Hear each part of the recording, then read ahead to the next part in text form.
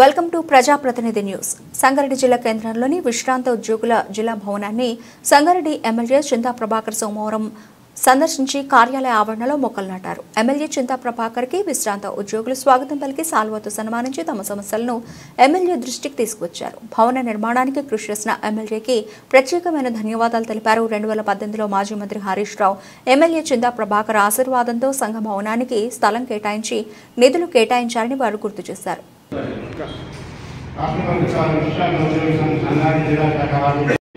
మా సంఘం యొక్క సొంత నిధులు ఈ భవనానికి పూర్తిగా ఖర్చు చేయడం జరిగింది కనుక ఈ మనకి మీరు తీసుకోవాలని కోరుకుంటూ ఇక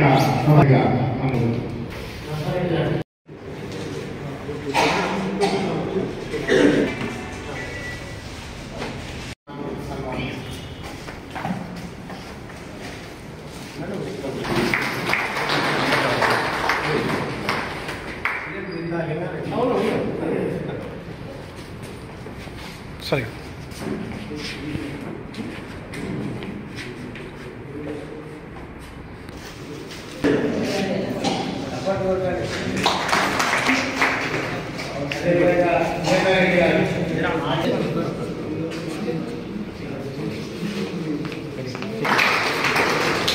Right.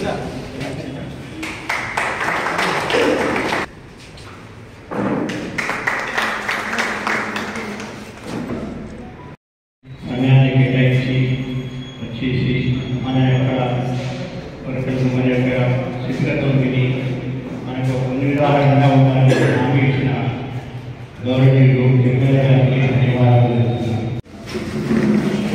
ఎన్నికల్లో ఎంతమంది విశ్రాంత ఉద్యోగస్తులు వారందరూ ఎమ్మెల్యే క్యాండిడేట్ మేమైనని నిండు మనసుతో ఆశీర్వదించి గెలుపులో మీ ప్రధాన పాత్ర పోషించి గెలిపించిన మీకు మరోసారి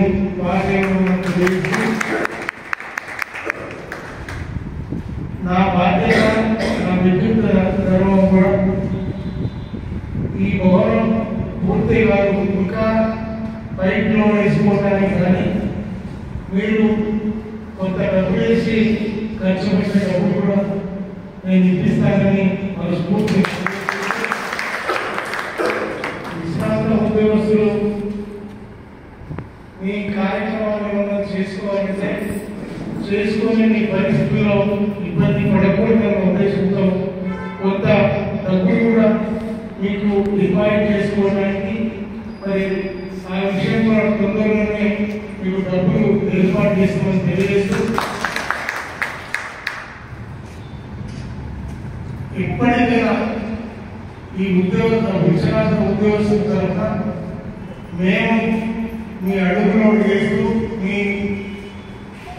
ఉనికిని చాటేదానికి మీ ఇబ్బందులను పంచుకోవడానికి మేము పోరాటంలో ముందుంటామని తెలియజేస్తూ మరి ఈ విషయంలో హరీష్ రావు గారు కూడా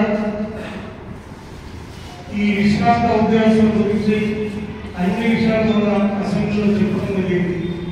మరి ఏదేమైనా మీకున్న ప్రతి సమస్యకు మేమే ముందుండి పోరాటం చేసి హక్కులు సాధించుకునే దాంట్లో మేము భాగస్వాములుగా ఉంటామని తెలియజేసుకుంటూ మరి ఈరోజు వెల్నెస్ సెంటర్ కూడా కరెక్ట్గా మెడిసిన్స్ దొరకలేదు, ఆ విషయం కూడా చెప్పడం జరిగింది.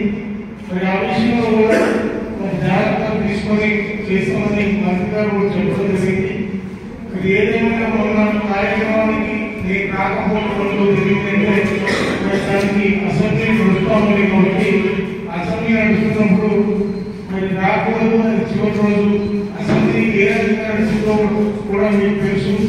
మరి అసెంబ్లీ కాకుండా ఈ ప్రభుత్వం ప్రతి విషయానికి గుళ్ళో చేసే కార్యక్రమాలే కొనసాగుతుంది కాబట్టి ఈరోజు ఇంకా 100 రోజులు కాదు సంవత్సరం పూర్తయినా ఏ వాళ్ళు ఇచ్చిన హామీని ఒక్కటి కూడా కరెక్ట్గా పూర్తి చేయలేని పరిస్థితి కూడా సాగుతుంది.